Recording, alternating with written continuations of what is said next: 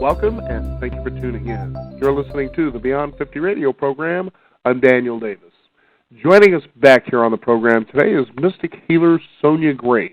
She's author of the new book called Spirit Traveler, where she explores famous historic sites around the world which were constructed, have been around, thousands of books written about these sites from the perspective of science and archaeology. And while this is crucial information, it's good to know that there's also more of a mystery that needs to be unraveled to hear the real voice of these particular sites and give a nice perspective on something new and unique. I'd like to welcome to the Beyond 50 radio program today, Sonia Grace. Sonia, thank you for being back on the program today. Hi, Daniel. Thank you for having me back on your show. I always love talking with you. Now, tell us about Spirit Traveler. This sounds very interesting here. Tell us what's going on with all this.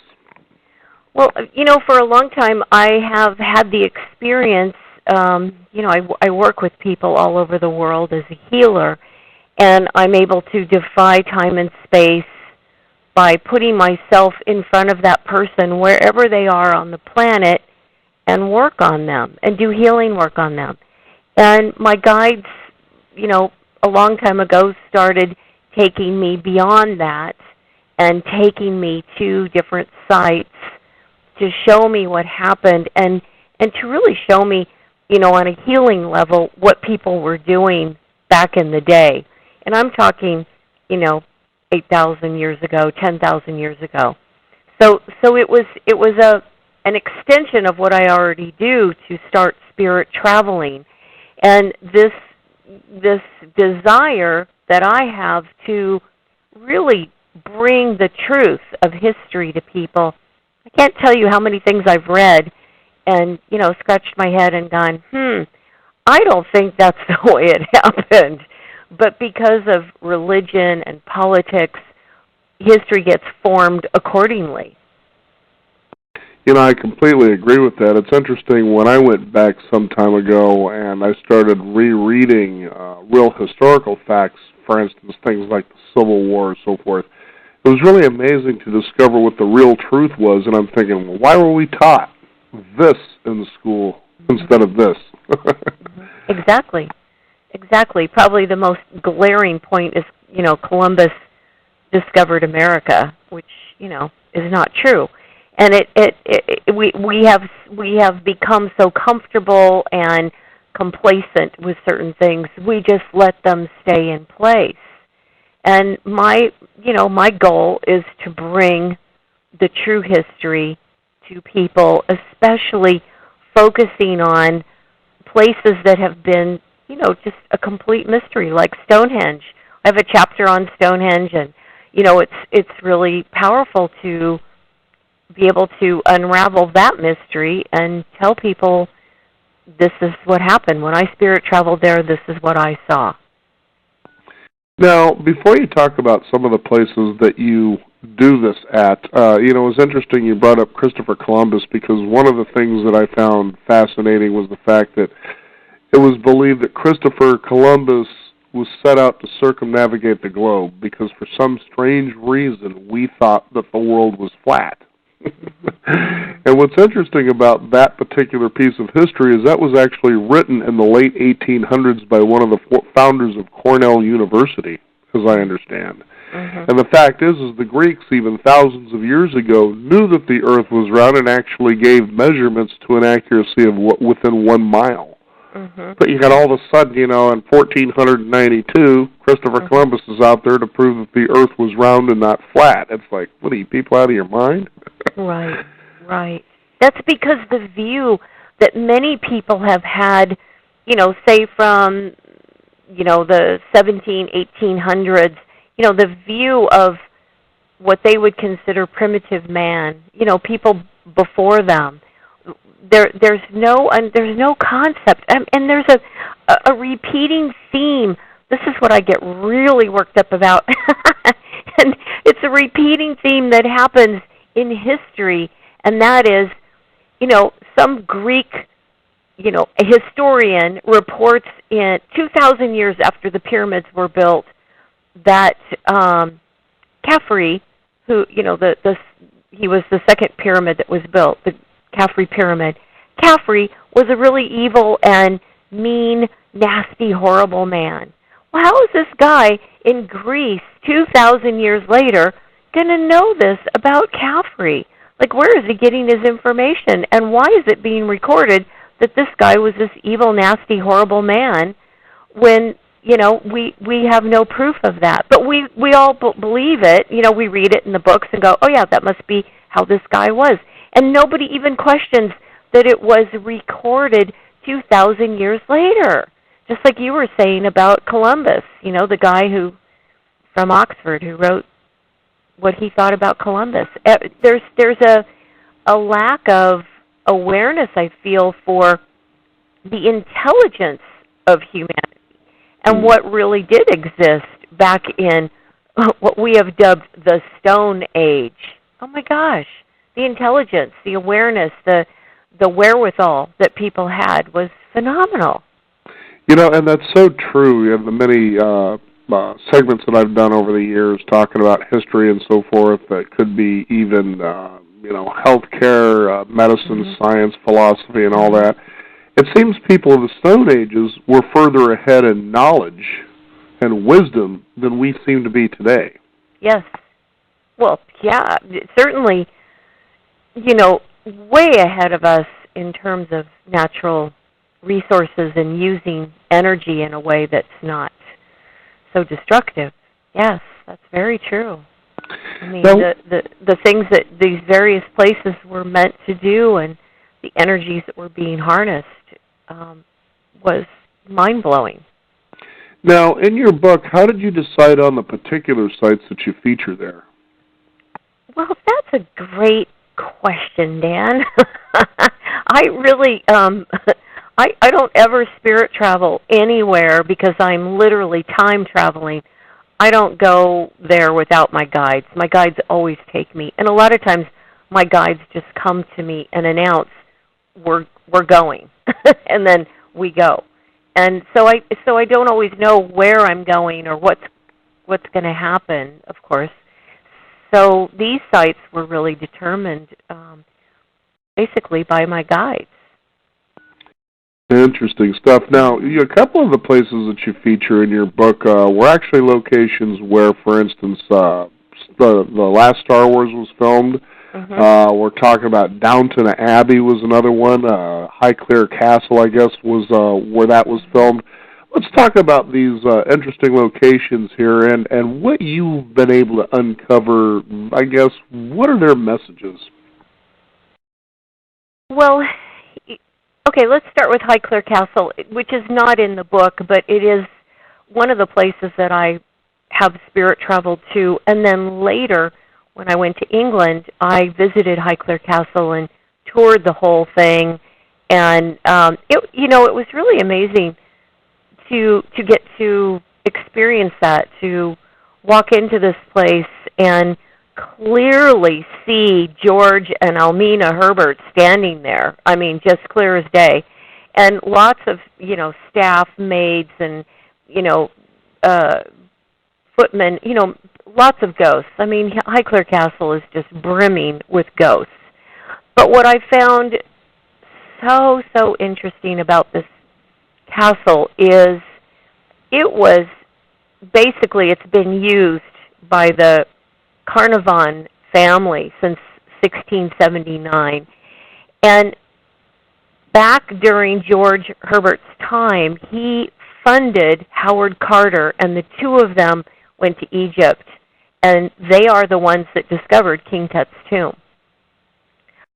What I also learned is in the basement of Highclere Castle, which is common knowledge, many people know this, there are Egyptian artifacts. And they're not from King Tut's tomb. Egypt would not allow them to bring those things back. But George and Almina would go to Egypt, and they rummaged around the Valley of the Kings many, many times. And there I was standing in the basement where all of these Egyptian artifacts are, and Hatshepsut was standing in front of me demanding that her things be returned. This isn't the first time I've seen her. I was at her exhibit in New York at the museum, and she also showed up clear as day, stood in front of me and said, "I want these things returned now." And I looked at her and said, "I'm sorry, I don't work here. I hear you, but I I have no control over this." She was very angry. So what I learned that is the most interesting thing about George and Almina is their souls are basically stuck there at Highclere Castle, and for the reason that they have acquired all of these Egyptian artifacts that have tied them. I mean, they basically, robbed tombs. They took things in the Valley of the Kings, and those things really need to be returned, and that energy holds them there. It was fascinating, and it was really interesting to, like I said, to spirit travel there and get all this information and then go there and, have a real, dense experience of it. So it sounds like stealing may have an eternal consequence. Yeah, that's a really good point. Yes, don't steal, especially from Egypt. Yes, and the really cool thing about Skellig Michael, which is also known as Skellig Rock, this is an island off the west coast of Ireland. The last scene in the most recent Star Wars movie is from Skellig Michael. I won't give away anything else, but it's an amazing place. These monks basically built these huts. They're shaped like beehives, and they're out of stone. There's no mortar used anywhere on the island. Everything was built simply by being placed exactly where it would fit.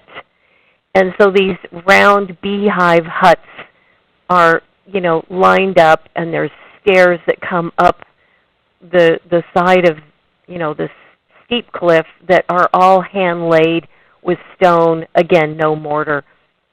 It's an incredibly brilliant architectural feat. And when I went there in my spirit travels, I got to speak with some of the monks that were first there on the island, and also the ancient beings from Ireland, the Tooth of the Danann.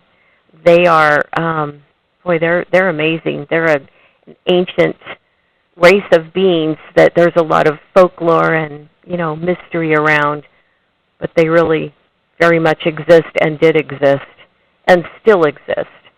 And they told me a lot about this island and how it was used by them for ceremonies way before the monks came. And there was a lot of power on that rock. It's a landmass that was actually a mountain that existed during the time of Lemuria. And so it's sort of the remainder piece, because everything kind of sunk down and the ocean filled in. But during their time when they were here, it was all landmass from Ireland across to Greenland.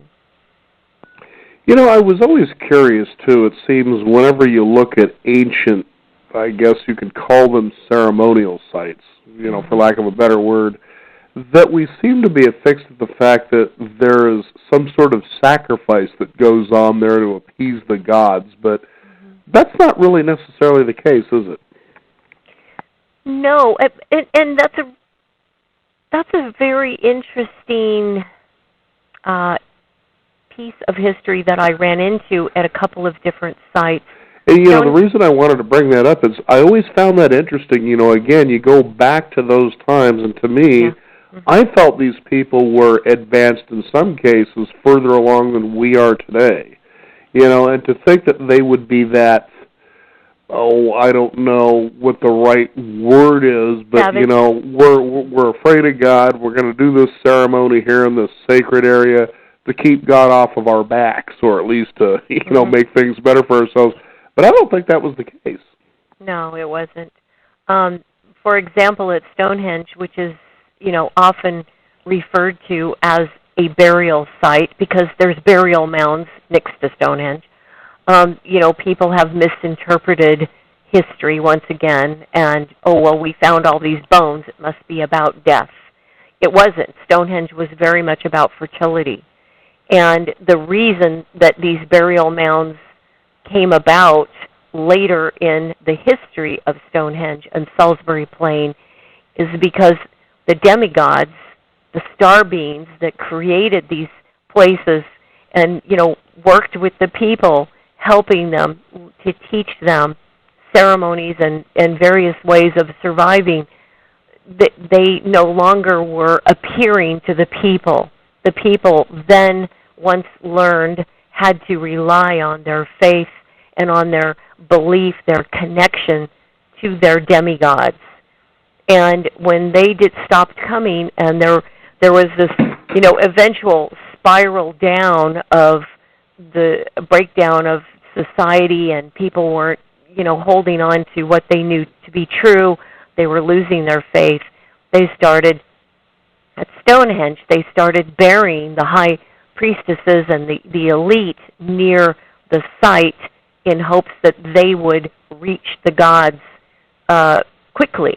It was like a fast way up, because Stonehenge itself is a portal, and that portal is where they came through. So, of course, we're going to bury our highest elite next to the site so that they can reach the gods. And in a place like Chichen Itza, the Temple of Kukulkan, another chapter in my book, they also had fear. I mean, they were sacrificing people to bring the gods back. They were afraid.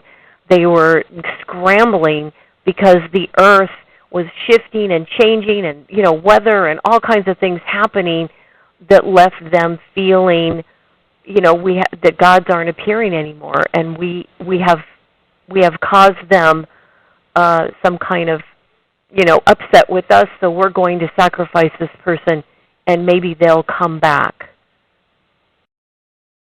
Now, one of the interesting stories that you talk about in your book is that of Winifred's well. And I really, it was really interesting to know that there had been tensions between Christianity and paganism, which were important to this particular story. Tell us about that. Well, when I saw Winifred, it was such a magical experience, because the water that came up from the earth was really, really just supercharged, very powerful, healing water. And she was standing there in front of me, and, the story of Winifred is that she stood on the steps of the church. She was not going to marry this guy who wanted to marry her, and he flipped out and chopped her head off as he rode by on his horse. This all sounds quite unreal. And her uncle, the priest, magically sewed her head back onto her body, and she went on to be a nun and to be, a saint and bless and heal everyone. I mean, it's just one of these stories that you go, oh my God, really? Sewed her head back on, and she lived, and she went on. It was a miracle.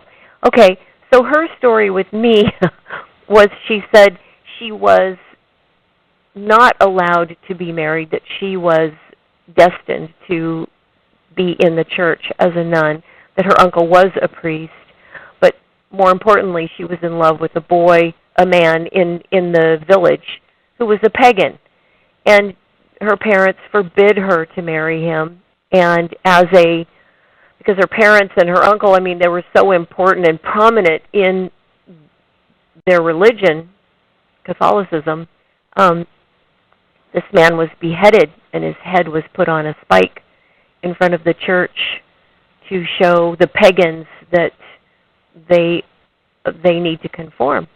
And she did go into the church, and she worked as a nun. But, it was not, the story was changed because there was that edge, that tension between these two groups.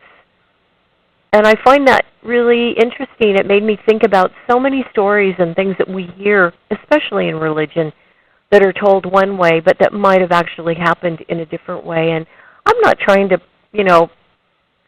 pop anybody's bubble here on, what you want to believe or your religion, but I think it's important that we see how the tensions and politics really did affect people, and that we might not have heard the story correctly, and that this is some of the problems that they had back then, which again, interestingly enough, become the problems that we have today.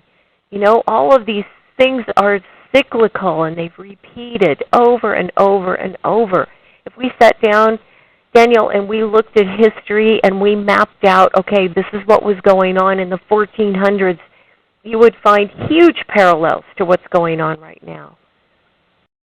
I remember enjoying Celtic musician Lorena McKennitt, and she was talking about history, and she says if we don't learn from our history, then we tend to repeat it at a higher price.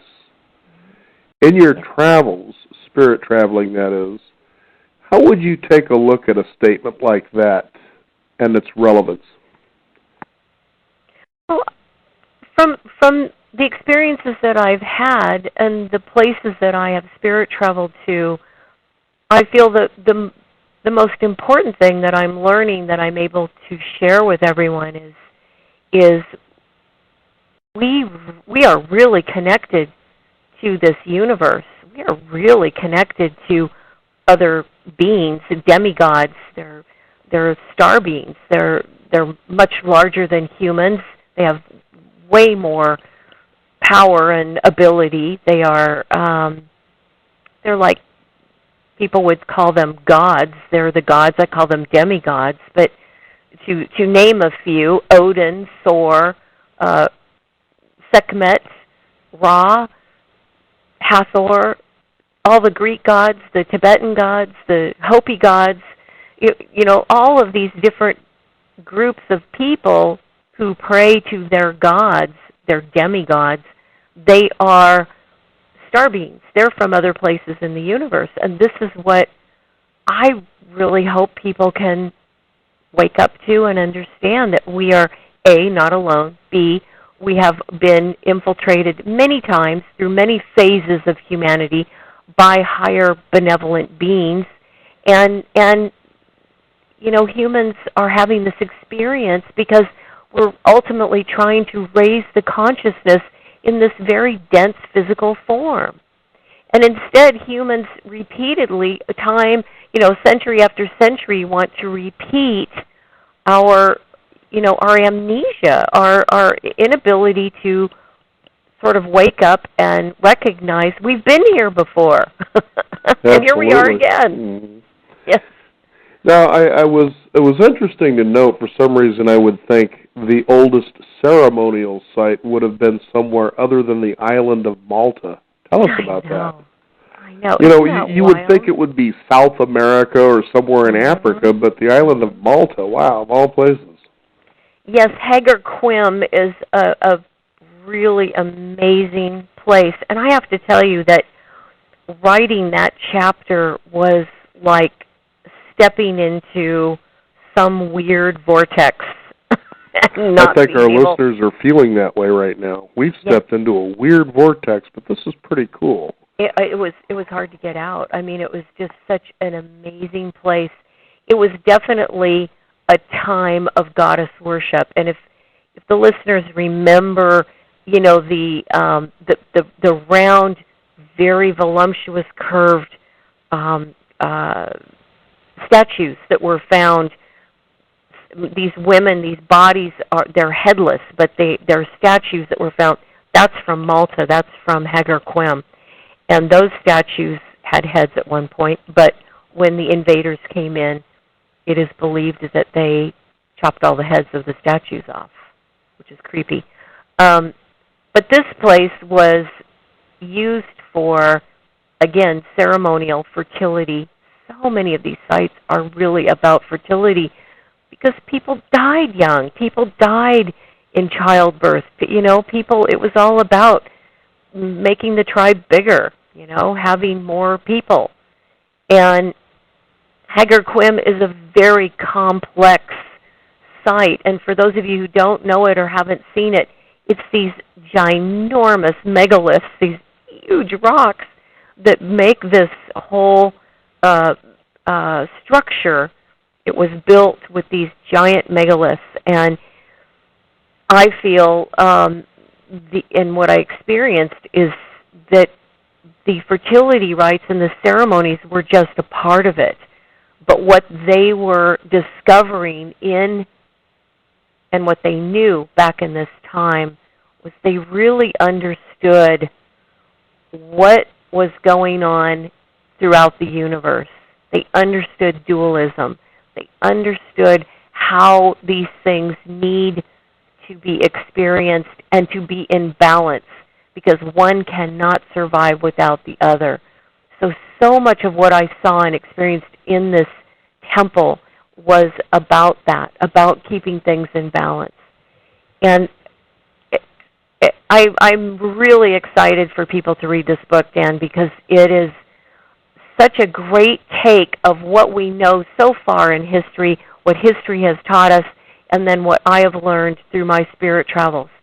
And so you have that, ability to, okay, this is what science and archaeologists have said, and this is what Sonia's experienced. And just to give people a different snapshot of, dropping in and saying, whoa, here's a different angle to look at this. And, I love Graham Hancock because he is an archaeologist who's out there really paving some major trails for people to see archaeology from a different perspective and to look at things from that, spiritual mind. But, he's an archaeologist and he's written fabulous books. I'm able to actually spirit travel and take people into that place and that time period and share what's happened. And I can't wait for people to read the book. Well, I can guarantee they're going to be in for a real treat, as this may sound at times a little out there, that, you really kind of are very grounded in your writing here to a point where even a common reader would kind of take a look at this and think, this is not only fascinating, but it's worth exploring further. And to give you an idea, the pyramids have always held a mystery for people. What were they built for, and so forth. And it was interesting, I think it was on the Netflix channel that we came across. It was actually a 5-part documentary on the ancient pyramids. And it was fascinating that they were actually, at least, they were explaining what each of the pyramids, why they were built, where they were built. And it seemed to have a lot to do with the connection, as you were saying, otherworldly, but also the idea of youth and being able to, to direct healing energy from the stars, things like that. And they were showing, the science and the architecture behind all of this and why it is the way it is. And I thought, by the time you're done listening to this stuff, it gives you a mystery, but it gives you an interesting mystery to solve, or at least attempt to anyway. Mm-hmm. And that's a lot of what you're doing here. For instance, mm-hmm. I like that you were saying in your book, at the end of the Ice Age, about 12,000 years ago, that there were these portals that opened up on Earth, and people might be scratching their head, well, what are portals? I mean, what are the uses of these things for? But we've all probably had that experience where all of a sudden something is there and then it isn't. You're thinking, okay, am I losing my mind here? Or did this just happen? Tell us a little bit about that. Well, what you just brought to mind that I still think is just so incredible. We were in Edinburgh in Scotland not too long ago, 4 months ago, and we stood in the area in Edinburgh that is kind of like the old kind of plaza area that is just kind of down the hill from the Edinburgh Castle, which looms over the whole city. And we're standing in this plaza, a bunch of us are together, and my husband and another gentleman that's traveling with us both took pictures of this street with these houses. And this is the same area, by the way, that J.K. Rowling wrote Harry Potter. So that tells you something right there. So they both took a picture of this street and the town. And I kid you not, 2 different cameras, 2 different angles. They were standing, a good maybe 6 feet away from each other.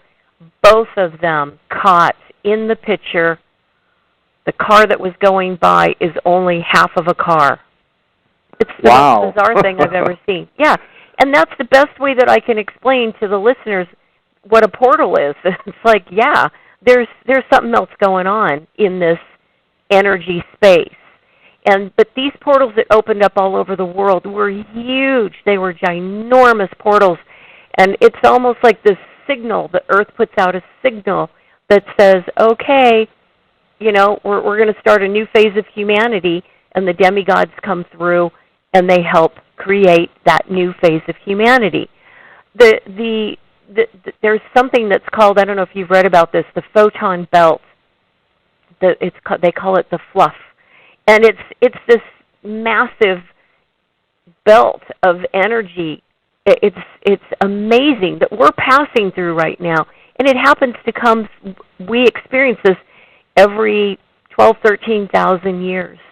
And I feel that this has a lot to do with what is happening right now, that we are coming to the end of a phase of humanity, and we're getting ready to start a new phase. Now, this might not be for another, 100 years, but we all feel it. We're all in that transition time. And a lot of the babies that are being born have never incarnated on Earth before. They're star beings. They're struggling to figure out what it feels like to be in physical form.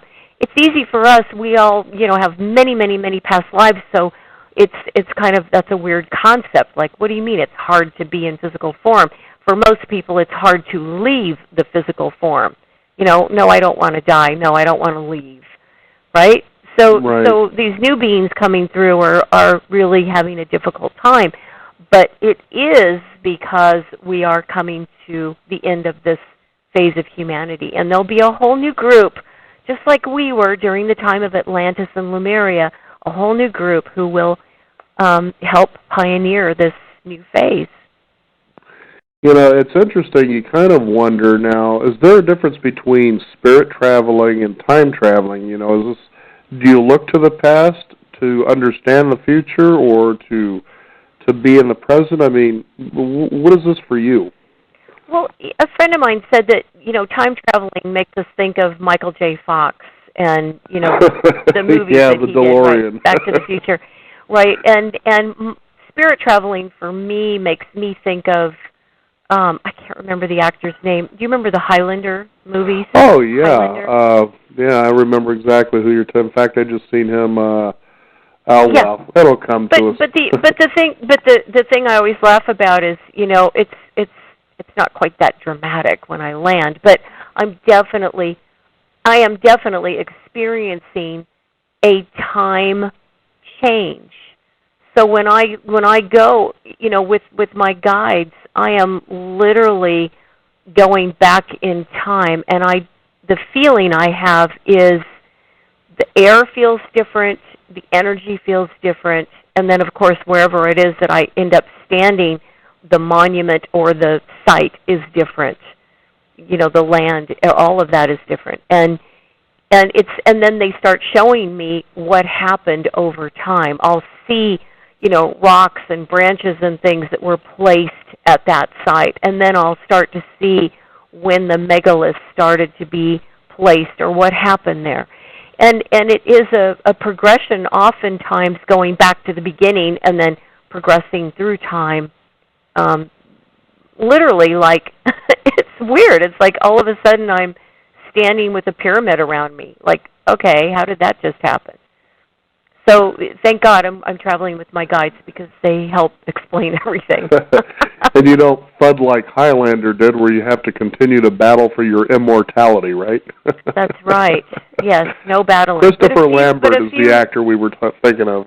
What's his name? Christopher Lambert. That's right. That's right. There's a few kind of narrow escapes that I make that people will read in the book that are a little more exciting. But it's to me, traveling in this way is dangerous, and it is something that I don't recommend people just think, okay, I'm going to spirit travel now, because like I said, I don't go anywhere without my guides, and I am not ever going to assume or be so presumptuous that I would know how to go, where to go, or how to do this. It's a real gift. See, and you mentioned something, too, about how you like to go back in time and get a feel for the experiences people were having during those times. You know, what was the earth like during those times, the sky, the movement of things. And much as when I was growing up as a young kid, I had this fascination, like a lot of kids do. I loved dinosaurs. I loved reading about them. And there were times I wanted to time travel myself to see what would it be like to live among these animals, you know, and try to survive and understand them, that sort of a thing. And it was really interesting going back to, you know, the pyramids, is, for instance, how they were set up, and you also talk about Chichen Itza, you know, and those structures down there, but they really line these up with the stars. For instance, the pyramids were lined up with Orion, you know, and to understand why did they decide to do this, you know, what was communicated to these people to take on these tremendous feats. I mean, Stonehenge just is still awestruck today by science about how these stones came to be where they are for the sizes there. How did they move them, you know? And there's just so much that really is left as mystery. But until you can settle in and really begin to ask different questions, you're going to get the same kind of answers, that mystery answer. But it seems that you've been gifted, if you will, with the responsibility of being able to understand and transmit these stories to people because you've gained that sort of spiritual responsibility. Does that make sense? Yes, it does. It does.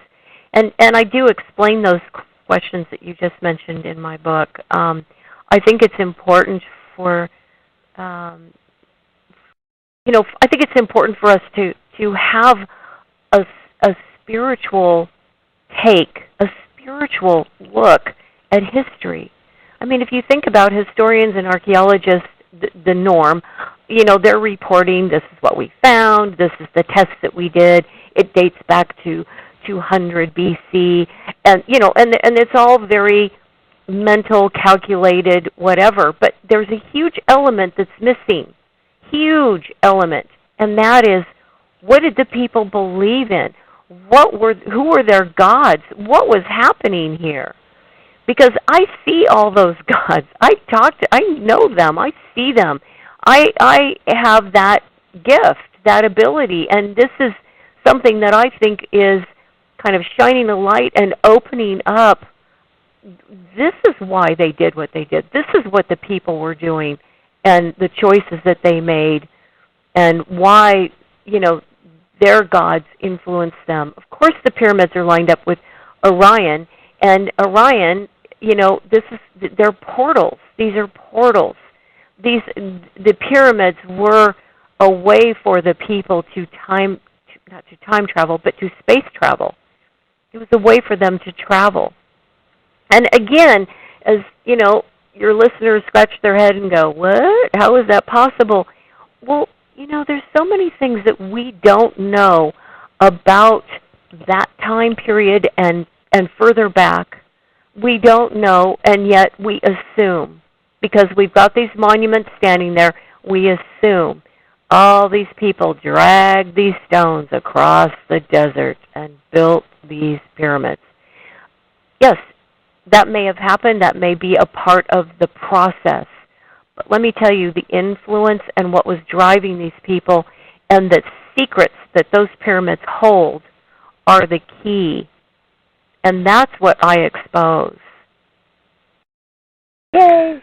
No, it's just, you know, it's such fascinating, you know, work to be able to do something like this and have a perspective that you do. As you said, you know, you tend to see archaeologists, scientists, when they go and they try to understand a particular thing, let's just say the pyramids, but what we're placing is our direct experience that we're having today, supposing that that's what these people did. But as you said, you know, that was a different time 5,000 years ago.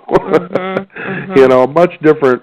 You know, to me it seemed we had more time to really reflect and contemplate. You look at the North American native tribes, you know, they had a lot of that going on. Right. And, you know, and it's interesting to have, and I think beautiful to have that kind of a connection, which most people did in those times, versus today where, you know, we believe technology is just so beneficial for humanity, but you're seeing a greater disconnection in people as a whole, not just from each other, but from the environment as a whole. You know, whatever happened to, you know, sitting out in your front yard and just simply gazing into the sky, no music, no nothing, and just enjoying a sunset, and then feeling what that brings to you. And pretty soon, as you expand and open your mind, you begin getting other things you couldn't expect because you've gotten rid of all that chatter. Right, exactly. Again, we're in the fifth dimension now, and it's such a higher frequency, and it's related to the throat, of course, the throat chakra, and you know, that's one step from the brain. That's one step up, one more step to the sixth and into the brain. And so we've traveled from the heart, the fourth dimension, now into the fifth, and it is a train station. It is a transition. We're all in this big train station together, deciding, where do you want to go? Where are you going to go? Okay, yeah, that sounds good. I'll go with you. Okay, so the people who are really dialed in, they're doing their inner work. They're really, really uncovering all of their stuff so they can heal karmically. They're going to probably shift into a higher dimensional experience. People who are stuck, maybe they still feel they're in the fourth dimension. They're really struggling with things. I don't want to change. I don't want to do that. I don't believe that. You know, they're going to have their own experience, and they're going to have probably a denser experience. So this fifth dimension is just a shifting point for everybody to move into different consciousness. And does that mean we'll still all be living here on Earth? Yeah, I think we will, but I think it's gonna be like one of those machines that you sit at the optometrist and they dial it and it changes the vision. It's gonna be like that, you know, where we suddenly have a different experience. And people, this is exciting stuff. You know, the advancement that we've made in technology is incredible, but it's shooting people straight from that fourth dimension in the heart chakra right up past the fifth and into the sixth. And it's bringing about, you know, the robotic era. I mean, I watched something on robots the other day that freaked me out, but that's where we're headed. So with that knowledge, hopefully people can find balance in this fifth dimension and remember to go back down and dip into the heart and bring that heart energy up into the mind, because that freeway needs to be open. We need to have that heart energy coming through. Otherwise, I agree, we keep getting further and further from really what is the true meaning of being here on Earth, and that is to experience the Earth's energy, to experience what the energy of water holds, what the energy of the land holds, what the energy of the sky, the air, fire, all of the elements. We're really moving away from that as a society, and that's what all of my work and what I keep bringing everybody back to. You know, so many of my meditation retreats that I do is about Earth energy and connecting people back. Because I know, from spirit traveling, from all the things that I've seen, that is the most important thing that we have. Now, as people have read your book, what are some of the things they ask you? What is some of the feedback you're getting on it?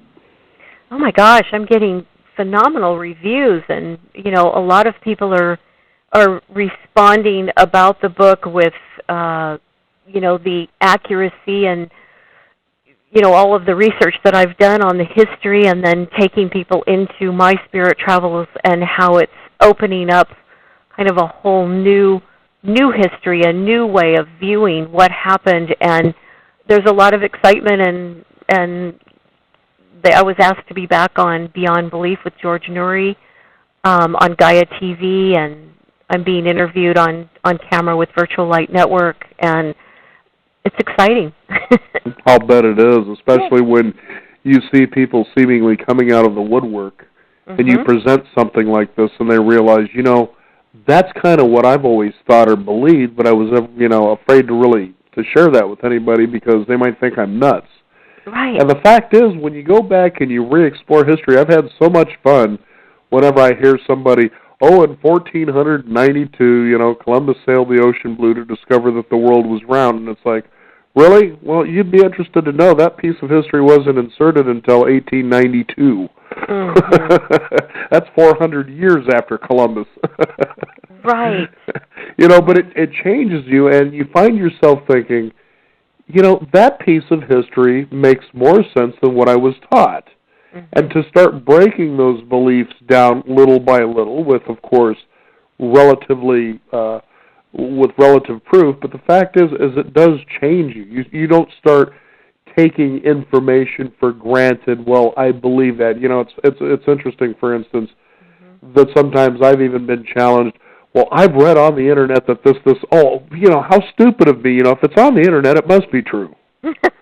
Or I've seen it on TV, da-da-da-da-da, and I'm like, okay, well, geez, how stupid of me. It must be true. It was on television.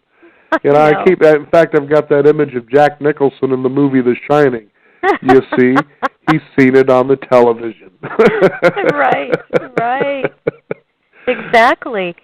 And you're right. I mean, as a healer, as a mystic, I'm constantly bombarded with, clients saying similar things. Well, I read this on the internet, it must be true, or, so-and-so told me that,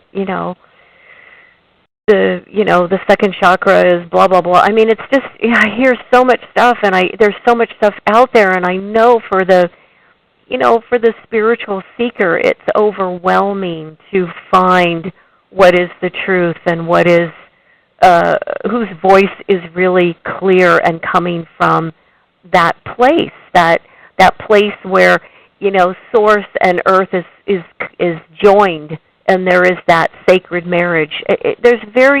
I feel there's people out there with that voice, and there's people out there who want to have that voice. And so discernment is very important, and I feel, it's all about discernment at this point. Well, certainly one thing to recognize, too, is that it turns out that spiritual journey, most of the time you begin to understand why it seems to be done alone. Yes. Who wants to spend the time arguing with anybody? Look, this is my journey. Go ahead and you go do your thing, Exactly. Amazing stuff. Exactly. Yes. So tell our listeners how they can get your book and a website people can discover more. Okay. My website is Sonja, SONJA, Grace, GRACE.com. You can also go to SonjaGraceSpiritTraveler.com. You can order the book from either site. I'm on Facebook, Spirit Mystic Healer Sonja Grace. I'm on Twitter, Sonja Grace Guide. I'm on Instagram, Sonja Grace Guide. You can find me all over the internet, and you can order Spirit Traveler from my site, SonjaGrace.com. Now, do you plan on doing a documentary of this particular work? Yes, I am working on a documentary, and I'm super excited about that, and we will stay tuned. Absolutely. Thank you. And no more thudding like Christopher Lambert. We don't do that here. Right. Sonja, it's always a pleasure to have you here on the program, especially bringing a body of work that to me is very necessary for people so they can come to understand that who they are, maybe not is entirely their fault, but, you can always evolve. And if you can, one more time for our listeners, give out that website again. Sure. It's Sonja, SONJA, Grace, GRACE.com. Very good. Thank you so much for joining us here on the program today to talk about your wonderful book. Thank you, Daniel. I really appreciate you having me on. Thank you. You betcha. We want to thank you, the listeners out there. If you're continuing your spiritual journey, one place you might want to visit is Beyond50Radio.com. That is the number 50. Sign up for our weekly e-newsletter and stay up to date what's going on in Beyond 50 and upcoming shows as well. We can also be followed on Twitter and Facebook at Beyond 50 Radio. I'm Daniel Davis. Thank you for tuning in. This is the Beyond 50 Radio program, and remember, live your day past halfway.